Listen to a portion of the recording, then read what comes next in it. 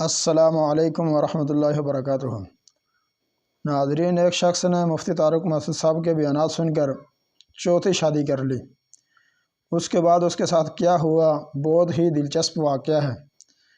مفتی صاحب کی زبانی سنتے ہیں، آپ بھی سنیں، میں بھی سنتا ہوں، اور کمنٹ میں اپنی رائے کا اظہار ضرور کرنا کہ واقعہ مفتی صاحب کے بیانات سن کے تیسری چوتھی شادی کرنے والوں کے ساتھ ایسا ہوتا ہے، یا آپ کے ساتھ کسی کے ساتھ ایسا ہوا ہو تو کمنٹ میں اپنی رائے کا اظہار ضرور کرنا۔ آئیے سنتے ہیں مفتی صاحب کی زبانی۔ صاحب، میں نے آپ کو بیان سن کر چوتھی شادی کی ہے، لیکن میری بیوی نے میرا جینا حرام کر رکھا ہے۔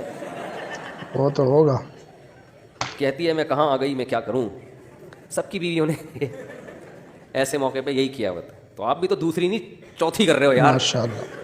اب بھی وہ ہمارے، میں نے جب دوسری شادی کی نا، چلو اپنا ہی بتا دیتا ہوں یار، تو میں بہت ٹینشن میں آ گیا تھا نا، ظاہر ہے ریئیکشن ٹائٹ خاندانی قسم کا ریئیکشن ہوتا ہے، تو اتنی ٹینشن تھی کہ بس میں بتا نہیں سکتا۔ میں پورے واقعات بتاؤں گا تو سسرال والے بھی ناراض ہو سکتے ہیں نا۔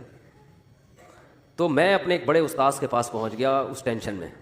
میں نے کہا بہت بڑی مصیبت میں، چوڑے میں آ گیا ہوں میں، ٹائٹ والا۔ تو انہوں نے مجھ سے کہا ہوا کیا ہے؟ میں نے کہا دوسری شادی کی ہے۔ انہوں نے کہا پہلی میں کوئی خرابی تھی؟ میں نے کہا نہیں، اچھی بھلی میری ماشاء اللہ۔ کہنے پہلا سسرال کا سلوک غلط تھا؟ میں نے کہا نہیں بھائی، ٹھیک ٹھاک اچھے لوگ ہیں۔ تو کہنے لگے پیسہ بہت زیادہ آ گیا تھا آپ کے پاس؟ میں نے کہا نہیں، نارمل جیسے ہوتا ہے لوگوں کے پاس۔ کہہ رہے ہم بے وقوف ہیں؟ ان کے ہی الفاظ ہیں، ان کے ہی الفاظ ہیں۔ کہہ رہے تم ہمارے شاگرد، کل کے بچے، ہمارے پاس پیسہ تم سے زیادہ، اور ان کی صحت بھی مجھ سے بہت ڈبل اچھی۔